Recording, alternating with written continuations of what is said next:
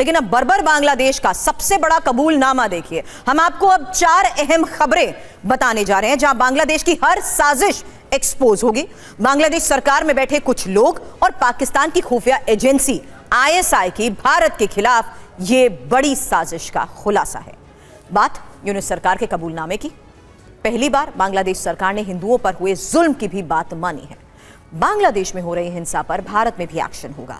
विदेश मंत्रालय के अधिकारी किसे जवाब देंगे ये भी हम आपको बताएंगे। साथ ही दिल्ली में अवैध तौर पर रह रहे बांग्लादेशी घुसपैठियों पर बड़े एक्शन की तैयारी किसने की, जानिए।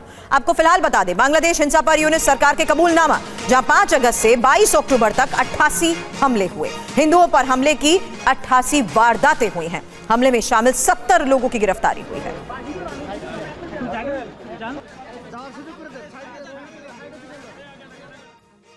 आपको बता दें, दुनिया भर में विरोध के बाद बांग्लादेश ने हिंदुओं पर अत्याचार की बात तो मान ली है। अंतरिम सरकार के प्रमुख मोहम्मद यूनुस की प्रेस सचिव शफीकुल आलम ने कहा कि अल्पसंख्यकों के खिलाफ हिंसा की 88 वारदातें हुई हैं और घटनाओं के सिलसिले में 70 लोगों की गिरफ्तारी हुई है। बांग्लादेश ने यह तो माना है कि बांग्लादेश में अत्याचार हो रहा है। बांग्लादेश ने कुल 88 वारदातों का जिक्र भी किया, लेकिन हकीकत कुछ और ही बयां करती है। बांग्लादेश में 8 डिवीजन हैं। इनमें खुलने, आपको बता दें, हिंदुओं पर हमले की सबसे ज्यादा घटनाएं खुलना में हुई हैं, जहां हिंदुओं के 295 घर और कारोबारी ठिकानों को बर्बाद कर दिया गया।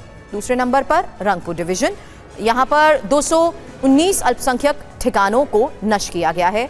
और मैमन सिंह डिवीजन भी है, जहां 183 ठिकानों को बर्बाद किया गया है। साथ ही राजशाही 155 धार्मिक इमारतों को यहां पर नुकसान पहुंचाया गया है।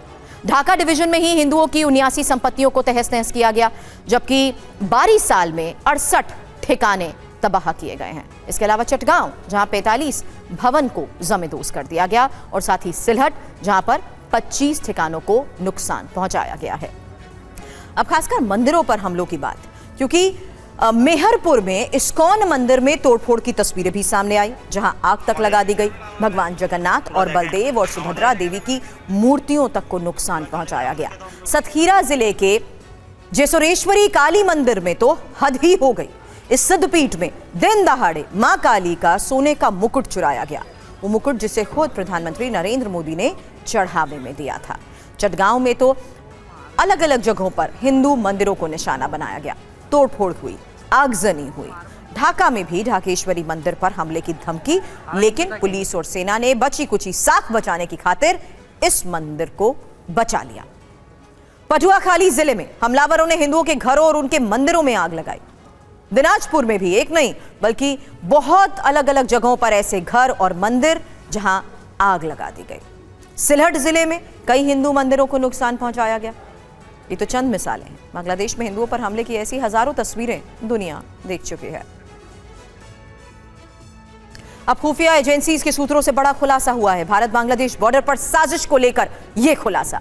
आपको बता दें, हरकत उल जिहाद ने बनाई 50 आतंकियों की टीम, और हरकत उल जिहाद ने 50 आतंकियों की जो टीम बनाई है, आतंकी मॉड्यूल ISI को भी इसे सपोर्ट है। साजिश में यूनिस सरकार के 3 सलाहकार भी शामिल बताए जा रहे हैं।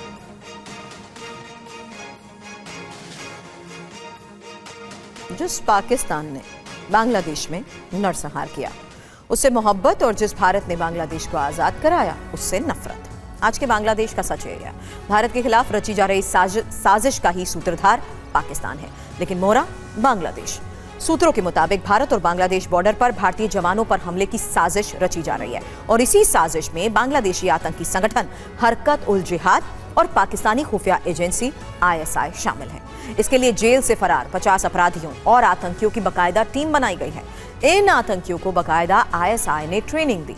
पाकिस्तान हथियार, पैसे, ट्रेनिंग से बांग्लादेशी आतंकियों की मदद कर रहा है। इस पूरी साजिश में पाकिस्तान समर्थक बांग्लादेशी कट्टरपंथी संगठन जमाते इस्लामी भी शामिल है, और जानकारी के मुताबिक इस आतंकी प्लान में अंतरिम सरकार के 3 सलाहकार भी शामिल हैं।